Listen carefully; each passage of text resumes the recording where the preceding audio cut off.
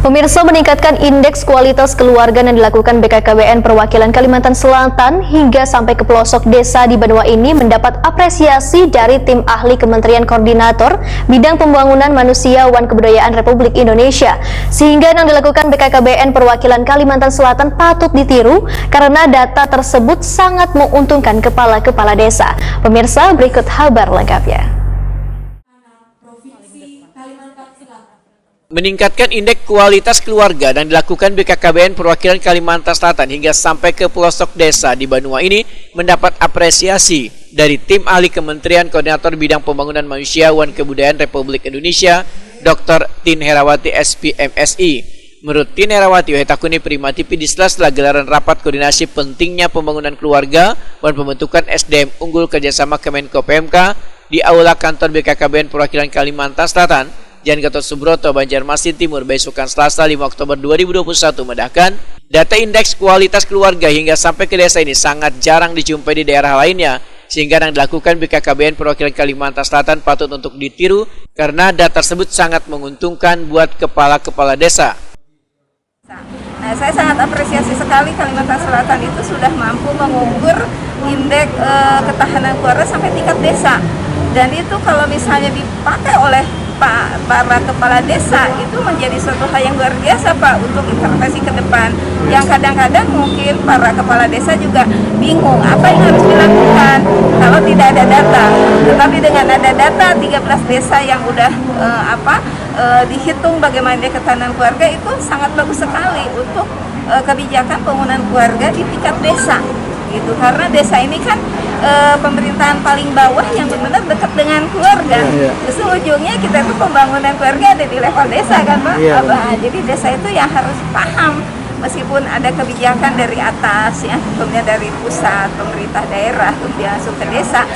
Jadi desa ini benar-benar sebagai pemegang kunci sebenarnya. Kepala Perwakilan BKKBN Kalimantan Selatan Insinyur Ramlan MA menyatakan ke depan akan dibentuk tim pendamping keluarga tingkat desa se-Kalimantan Selatan, di mana satu tim pendamping terdiri dari bidan, kader PKK, dan petugas desa atau kelurahan, sehingga jumlah stunting bisa turun di Banua ini.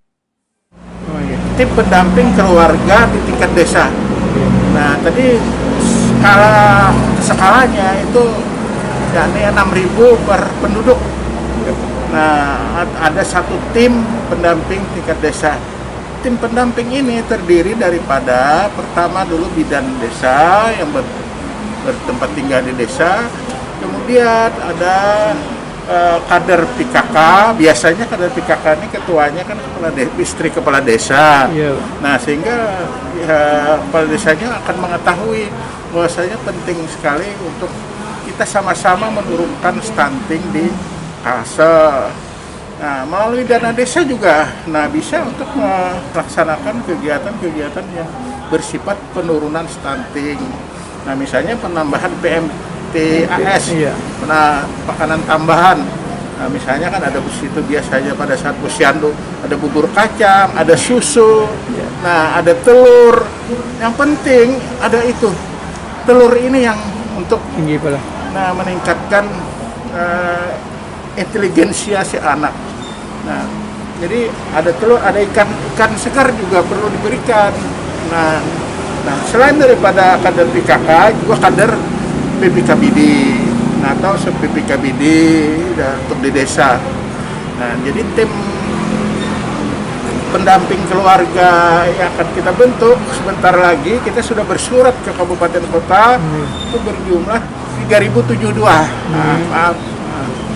Yang akan kita bentuk Kalsel. Kegiatan yang dihadiri instansi terkait di Kalimantan Selatan dan diikuti pula Kaper BKKBN se-Kalimantan secara virtual, juga menghadirkan beberapa narasumber yaitu Kepala Perwakilan BKKBN Provinsi Kalimantan Selatan Insinyur Ramlan MA, Ketua TPPKK Banjarmasin Dr. Siti Wasila MSIB, Kepala Dinas Pemberdayaan Perempuan dan Perlindungan Anak Kalimantan Selatan Husnul Khatimah SMH, Kepala Perwakilan BKKBN Kalimantan Barat Tenici Soriton, Akademisi Perguruan Tinggi Prodi Kesmas Program Magister Unlam Dr. Meteria Sahadatina Nur Dr. MKes.